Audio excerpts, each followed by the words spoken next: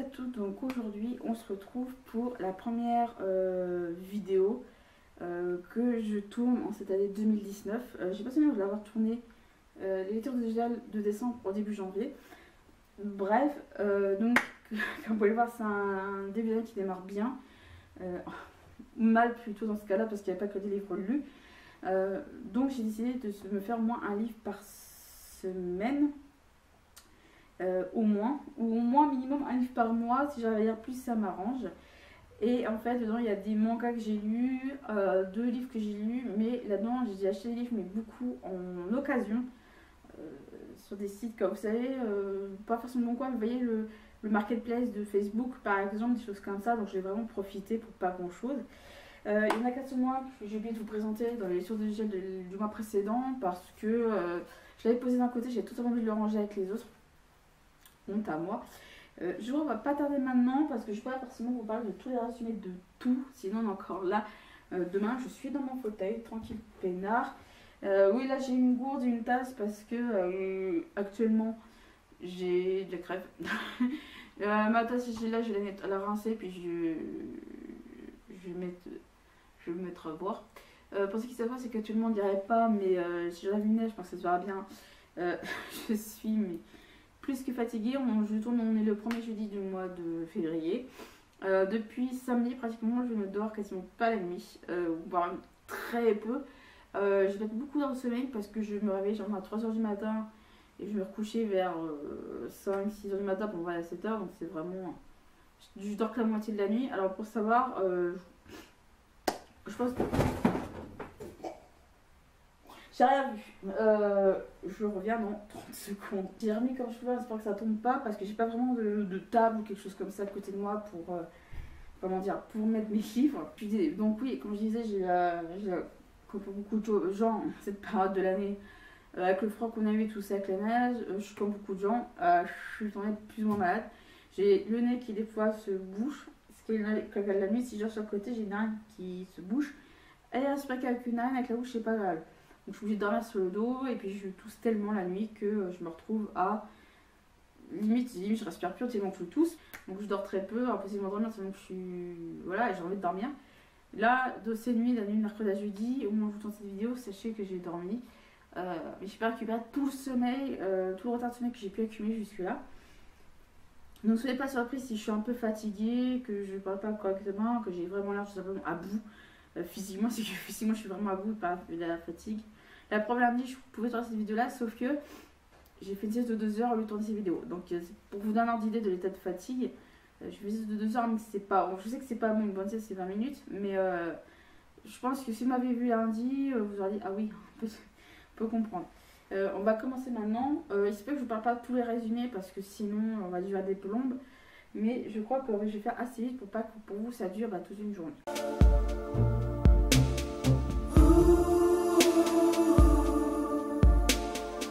Alors en livre lu et non chroniqué, il n'y a quasiment que de ça. J'ai pris du retard dans la chronique comme je disais par rapport au fait que notamment la semaine dernière j'ai pu être très fatiguée.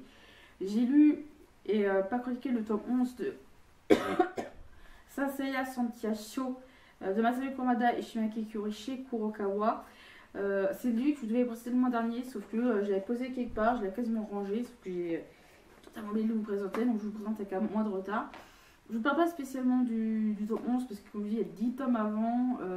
Je vous mettrai, je crois, ma chronique du premier tome, mais en gros, c'est un peu. Ça se passe en même temps que les Chevaliers du Zodiac en termes de période, etc.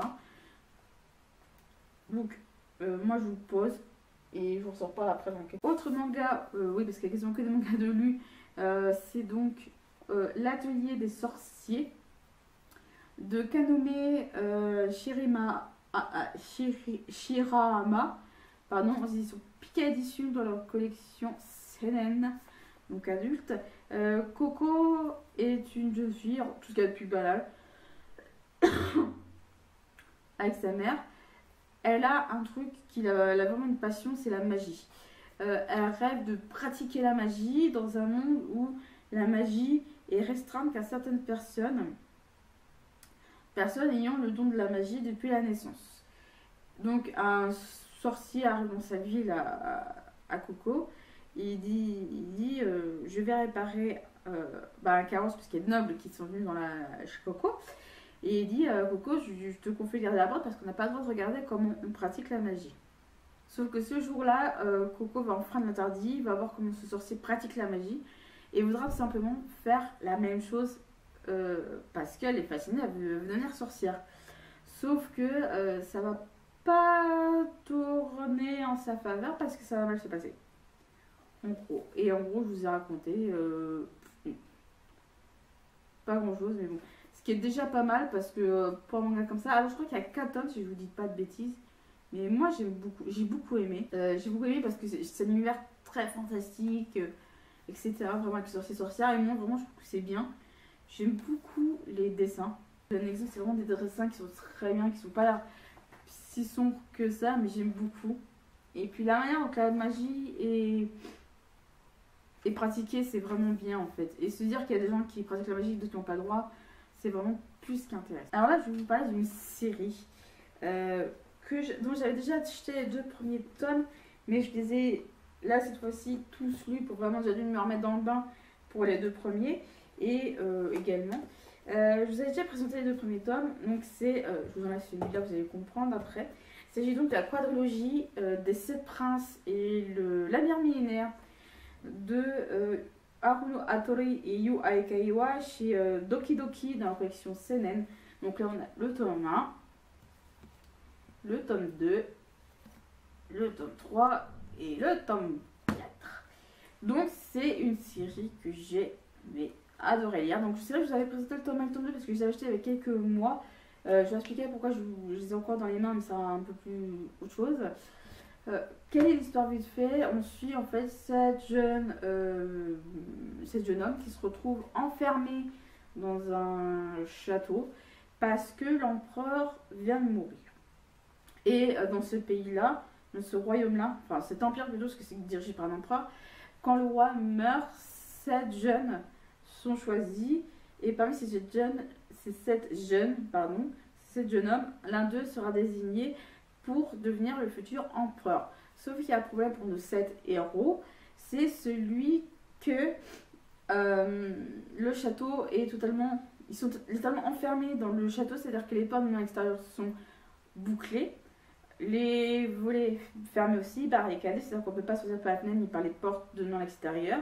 Et de ce fait, c'est que le château est en train de s'inonder et il y a des pièges de partout. Donc, est-ce que c'est vraiment le but de choisir le futur empereur que voilà, c'est celui qui restera au futur ses propres pour devenir empereur? C'était la question.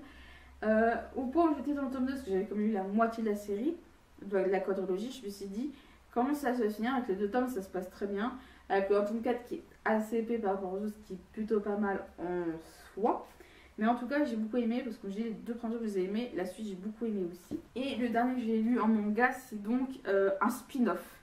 Il s'agit du manga Les 7 princes et le chevalier du corps éternel, toujours de Haruno Hattori et Yu Aekaiwa chez Doki Doki dans la collection Seinen. C'est le spin-off des 7 princes et le labyrinthe millénaire que vous venez de voir à l'instant. Donc, pour information, pour lire ce spin-off, il faut avoir lu les 4 tomes précédents, ce qui est logique, sinon vous ne comprenez pas. J'ai vraiment aimé cette histoire annexe, un petit peu se dire est-ce qu'il y a eu une petite histoire pour raconter ce qui s'est passé après l'histoire avec le juste millénaire. Et franchement, j'ai adoré ce spin-off.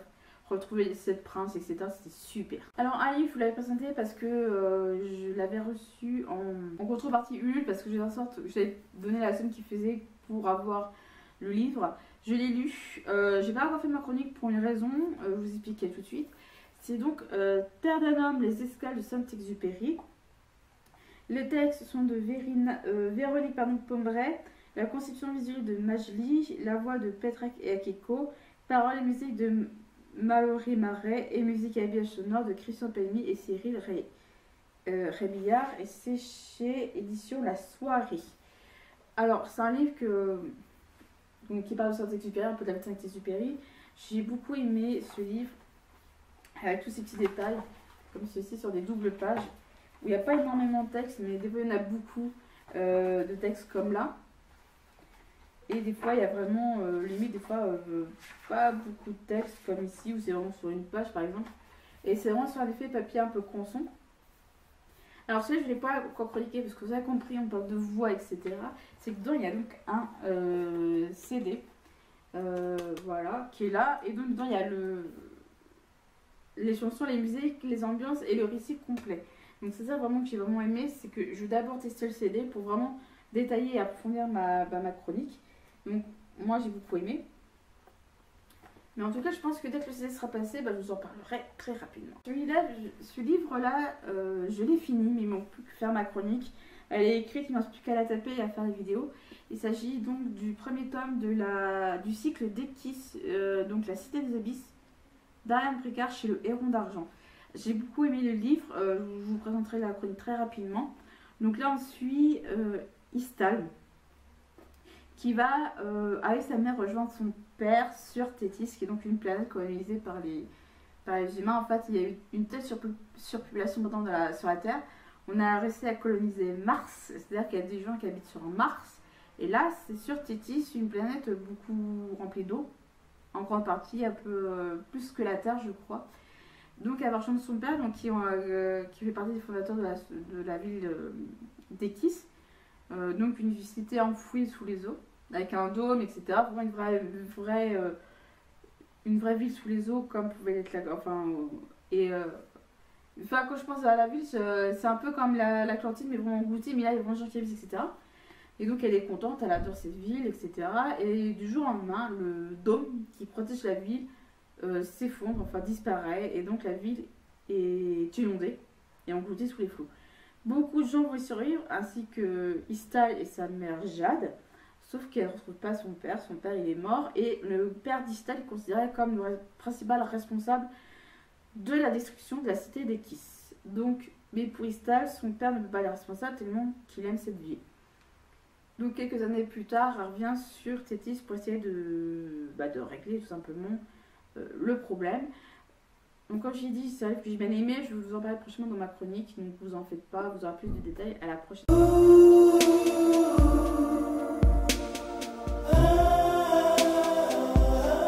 C'est vrai que ça fait longtemps que je ne vous ai pas parlé de mes emprunts médiathèques parce que souvent c'était beaucoup en décalé vis-à-vis de mes emprunts. Mais là je me suis dit, ce serait bien que je remette cette catégorie un peu à jour. J'ai sauté sur le nez. Pardon. Mais je voudrais bien vous présenter des livres que je voudrais bien commencer à lire et si ça me plaît plus tard vous acheter pour vraiment vous les présenter. Donc le premier c'est Les Enfants Rois de Christian Bouillet chez Pygmalion. Donc si j'ai bien compris, on va parler de l'enfance de quelques-uns des rois, notamment la dynastie capétienne. Et donc ils disent donc cependant à 8 reprises l'héritier du trône fut mineur. La tradition monarchique impliquera la mise en place d'une régence. Ce fut le cas pour Philippe Ier, Louis IX, Charles VI, Charles VIII, Charles IX, Louis XIII, Louis XIV et Louis XV. Donc, comme il dit, d'emblée, 3 questions se posèrent. À qui revient seulement le pouvoir? Quelle est l'exacte autorité sur détenteur momentané? Et quand devait s'agir de cette régence?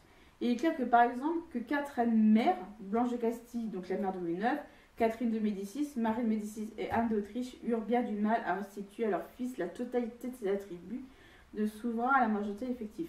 Ce qui est bien, c'est que c'est vrai je savais que Louis XIV et Louis XV avaient moins de 10 ans quand ils sont devenus rois.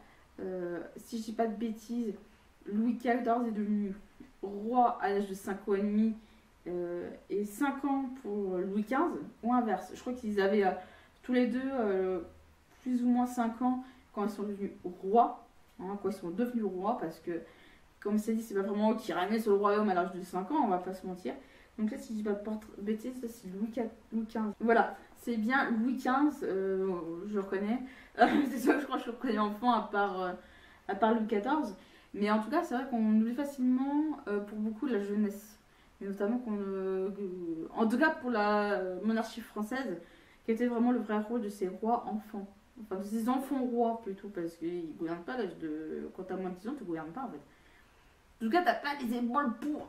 Donc c'est vraiment pour ça que je vais vraiment m'intéresser à ce livre-là. Alors, autre livre historique, ça fait partie de la collection Histoire de Rennes chez Pygmalion.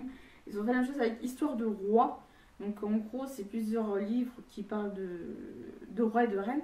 Donc là, on va parler Éléonore d'Autriche, seconde épouse de François Ier, de Michel Combé, donc aux éditions Pygmalion. Donc c'est une reine que je ne connaissais pas du tout. Je ne connaissais pas spécialement les reines. Voilà. En 1430, François Ier, veuve de Claude de France, je le savais, mais je ne savais pas qu'il avait pris une seconde épouse. Ça n'a pas d'intérêt de savoir qui était cette femme. Donc voilà, c'est pas. J'aime bien m'intéresser beaucoup parce que je me suis facilement qu'il y avait des femmes, qu'il y avait des reines. On parle beaucoup des rois, mais on parle pas des reines. Je veux bien me former sur des reines un peu que moi je ne connais pas. Et là, j'ai pris une BD, c'est les contes du Gorigan de ERH Le Breton, Estine Peigné et Michel. Livre premier, Les Trésors enfouis aux éditions Soleil. Donc voilà. Donc je sais pas de quoi ça parle, j'aimerais bien me laisser tenter, donc on verra bien ce que ça donne par la suite.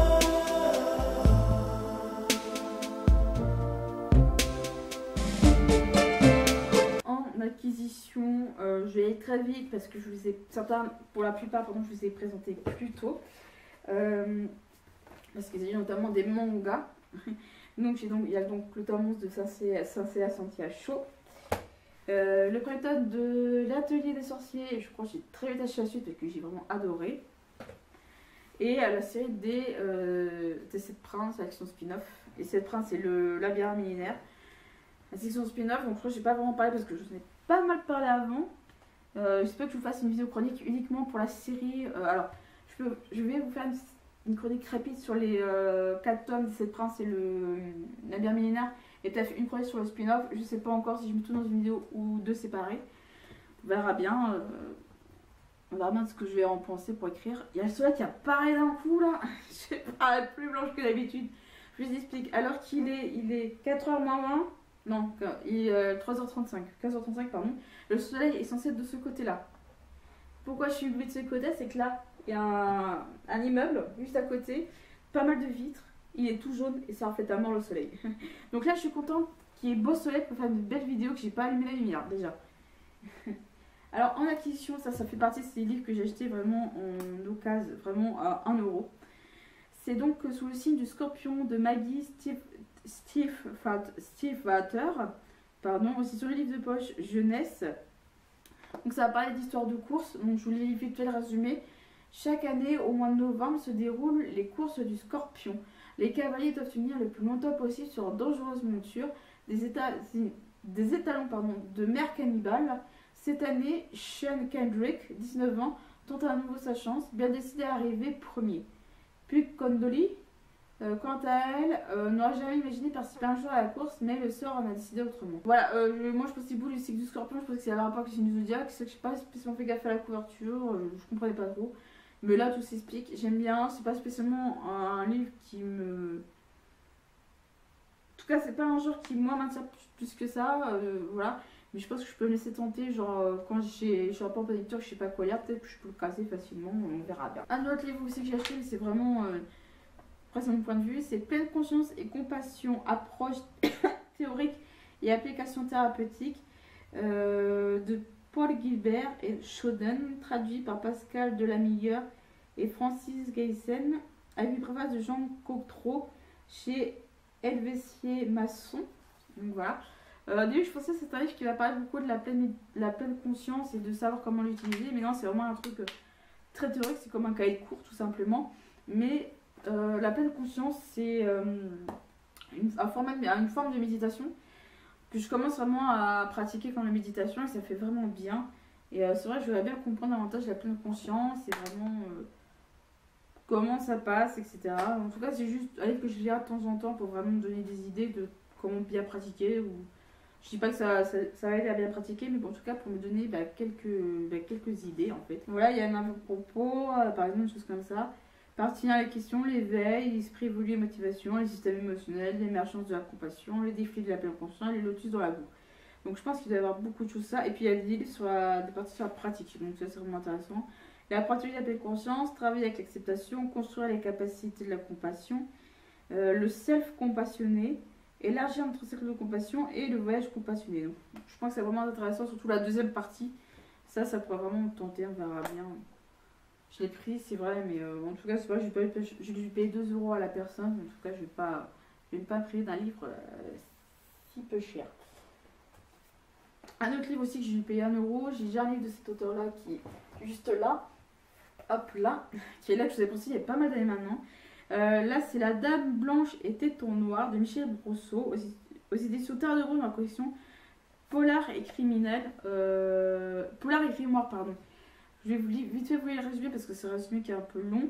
Autour de Gelée, la rumeur ne cesse de s'étendre. Une autostoppeuse vêtue de blanc hanterait les routes de la région. La Dame Blanche, comme on ne va pas la nommer, disparaîtrait mystérieusement à bord des véhicules où elle serait montée. Après l'interview télévisée de 4 jeunes, au-dessus de tout soupçon, les témoins se multiplient, d'autant que l'autostoppeuse fantôme aura déjà sévi en Bretagne. C'est dans ce contexte que Sylvain Leroy, journaliste de presse locale, décide de mener son enquête. La culture rock de ses 20 ans pour seule bréviaire. Leroy ne doute pas de démonter la consistance de la rumeur, mais voilà que ses recherches le conduisent à Tiffauges. Tous ceux qu'il avait rencontrés ayant rencontré la Dame Blanche n'ont-ils pas grandi à l'ombre du château de Gilles de Rais, l'alchimiste sanguinaire. Leroy entreprend alors de fouiller le passé de chacun, mais qui croire. Les piliers du comptoir brassent le vieux fond de superstition. Ce jeune gothique dépressif, persuadé d'avoir reconnu le fantôme, ou encore ce que érudit, affirmant que l'autostoppeuse n'était qu'une nouvelle incarnation de la fée Mélusine. Alors, je m'étais trompée, en fait, j'avais un livre qui est donc Terminus pour l'océan de Renaud Maric. J'étais persuadée que c'était le même auteur parce que sinon, quand vous avez la même édition et la même collection, c'était pas le même auteur. C'est des livres qui sont tout fins, qui font quoi même pas 300 pages. Et encore, je suis gentille en disant 300 pages. Voilà, moins de 200 pages. C'est des livres qu'on peut facilement caser, je pense, en été. Moi, c'est des livres pour ça que j'aimerais bien lire en été, parce que c'est pile poil mon genre, en tout cas cette période-là. À voir par la suite. Alors, autre acquisition aussi, là c'est une contrepartie Ulule. J'avais participé, j'avais donné à ce qu'il fallait pour avoir le livre. Je regarde après la poste parce que j'ai fait l'unboxing et j'ai vraiment vu, ils m'ont fait un jeton ici, la poste. Voilà. Donc, il s'agit de Contes merveilleux par Shiitake. Donc avec les grands contes connus donc de Andersen, Perrault, les frères Grimm, de Beaumont et Carroll. Lewis Carroll, donc c'est écrit notamment par Vanessa Calico. Enfin, les contes sont. Je vais rechercher. Je vais y arriver. Les traductions des œuvres Réponse et Hansel et Gretel par Boris avec légère divulgation de Vanessa Calico, obéissent au terme de la licence art libre. Donc voilà. Donc voilà, c'est vraiment un très beau livre. Donc Shiitake, comme on a compris, c'est une artiste japonaise, donc d'où le fait que ça fasse très manga. Si je dis pas de bêtises, c'est vraiment japonaise. Voilà, donc comme on peut le voir, c'est un univers très manga, donc là on reconnaît Alice, elle se paye des merveilles. Je crois que je vais acheter ce livre-là et l'offrir à ma mère, parce qu'elle l'adore.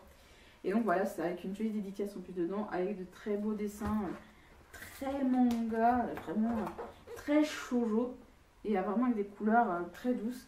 Une je vais vous montrer, donc il y a vraiment, c'est vraiment des grands textes comme ça, sur 4 colonnes, avec des illustrations au milieu. Une que j'ai beaucoup aimée, si je vous la remontre, avec des grandes images au milieu sur 2 pages. C'est celle-là, ma préférée, celle d'Hansel et Gretel. Ouais, elle fait vraiment un style très 18e, et c'est ça que j'aime beaucoup. Lui, je vais lire vraiment au fur et à mesure, un compte peut-être par an, je sais pas. Mais celui-là, je crois que je vais le commander chez le Héron d'Argent et l'offrir à ma mère. Parce que j'ai vraiment adoré le livre en question.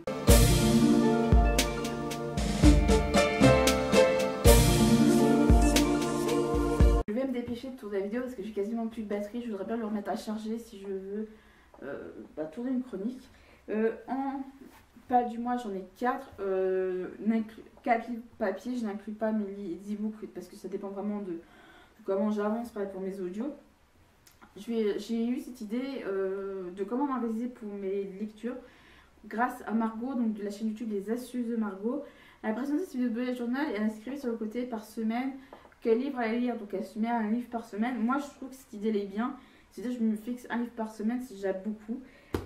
Donc 2 livres là que il y a 2 livres qui tombent là et 2 livres que je voudrais bien finir plus vite.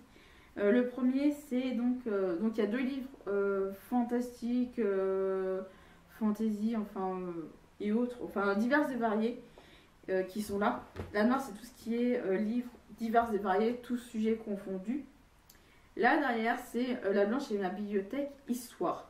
Donc j'aimerais bien me c'est on va dire sur 2019 de prendre à chaque fois 2 livres ici, 2 livres là. À savoir que non, pas les livres lus sont mélangés. Je sais très bien quel livre j'ai lu et quel livre j'ai pas lu, donc là-dessus j'ai une bonne mémoire, je m'en fais pas trop. Mais en tout cas, 2 ici, 2 là, ce qui est déjà pas mal pour moi. Donc là, je voudrais bien finir donc, le tome 2 des Pourquoi de l'histoire de Stéphane Bern. Donc là, c'est aux éditions France Loisirs. J'en suis un peu plus de la moitié, voilà. Il me reste juste à lire, donc ouais, facilement... il me reste facilement un tiers, ça peut se faire très rapidement, donc je pense que sur une semaine c'est très jouable. J'ai attention aussi de finir, je me suis remis dedans, donc Alliance éternelle, donc le tome 1, un nouveau cycle de Sandrine Roquet Le Breton, chez Hervé Mineur et M Mineur éditeur, donc apparemment c'est édité chez 2 éditeurs, ça c'est bien aussi, hein. Mais c'est surtout chez l'édition Hervé, si j'ai bien... Mais en tout cas, comme vous le voir, j'en suis là, ils vont être pareil à 2 tiers de lu. J'aime bien mon petit pompon. Autre livre qui vient de la bibliothèque noire, comme un nouveau cycle, c'est donc Miroir de Mélissa Belleville, donc c'est le tome 2 de Paranoia, c'est aux éditions Hachette. Mélissa Belleville, vous la connaissez forcément, c'est Golden Wendy sur YouTube. J'ai adoré son premier tome, donc Paranoia. Et là, j'ai acheté le tome 2, mais j'ai toujours pas lu, sachant que le premier, je l'ai adoré, ça y est. Je l'ai beaucoup adoré. Et donc, j'ai hâte de lire le tome 2. Et donc, on verra bien s'il est toujours aussi bien que le premier. Voilà, ça peut être intéressant. Elle a sorti un nouveau livre sur la matière de ça, comment... C'est quoi, devenir maman, je sais plus quoi, je crois que c'est devenir maman. Et je pense que je vais me l'acheter pour moi plus tard, parce qu'elle dit c'est un peu à guide, et moi je trouve ça vraiment intéressant parce de se préparer en ayant vraiment l'expérience d'une mère qui en a eu 3 ans. Parce qu'elle a eu, actuellement, elle a accouché de son 3e qui a 4 mois, je crois. Donc c'est bien d'avoir un avis là-dessus sur elle, comme de son vécu. Puis elle met beaucoup aussi les papas en avant dans son livre, c'est ce qu'elle disait, donc je trouve ça vraiment intéressant. Et j'aime beaucoup sa plume dans Paranoia, donc je pense que j'aimerais que là-dessus. Donc on verra bien ce que ça va donner. Et le dernier livre aussi, c'est un bon moment, 2-3 ans que je l'ai. Il s'agit donc du premier livre, je sais plus si c'est je crois que c'est une trilogie. Donc il s'agit de la trilogie de la cour, je sais plus si c'est une trilogie ou une quadrilogie. Donc c'est la cour des dames. Donc là le premier tome, La Régente Noire de Franck Ferrand chez Flammarion. Donc voilà, je ne vous en parle pas plus des résumés parce que je pense que je vais vous les mettre en description, voir les liens vers les fiches des livres pour que vous ayez votre avis. Mais Franck Ferrand, il est très connu dans le domaine de l'histoire. Présentateur à Europe 1 sur Au cœur de l'histoire. Il a beaucoup animé L'ombre d'un doute, que j'aime, dont je remercie ceux qui ont géré la chaîne YouTube La Screen Universe, parce que sur la page Facebook, ils ont partagé L'ombre d'un doute sur Louis XVII. C'est comme ça que j'ai connu cette émission-là. L'ombre d'un doute, donc L'ombre d'un doute sur Louis XVII. Donc c'est bien comme ça que j'ai découvert l'émission. Et donc Franck Ferrand, il a une manière de présenter, je dirais pas, il présente pas comme Stéphane Bern, hein, qui présente Secret d'Histoire. C'est 2 émissions d'histoire, mais l'un où le Secret d'Histoire qui présente des personnages historiques. Le deuxième, on parle d'énigmes ou des trucs comme ça, d'histoire de... Pas forcément l'histoire de France, parce que ils ont fait un épisode sur Jack l'Éventreur, que j'ai vraiment trouvé intéressant, parce que j'ai joué au DLC sur Jack l'Éventreur, le DLC de Secret Syndicate, et donc je ne sais pas du tout la faire, je voulais m'intéresser avant d'y jouer. Et donc voilà, et donc c'est pour ça que dès que j'ai eu Franck Ferrand, je me dis bah tiens, on va voir ce qu'il écrit. Je sais pas si ça vaut le coup de commencer par les écrits de Franck Ferrand par celui-là, mais en tout cas, je vais bien voir ce que ça va donner par la suite. En tout cas, il me donne envie. S'il me plaît, je sais que j'aurai de l'avance parce que j'ai le tome 2 qui est ici, voilà, qui est donc les Fils de France. On va aller voir ce que ça va donner, et puis moi, je vais laisser un peu si. Je vais bien me laisser tenter, on verra bien par la suite.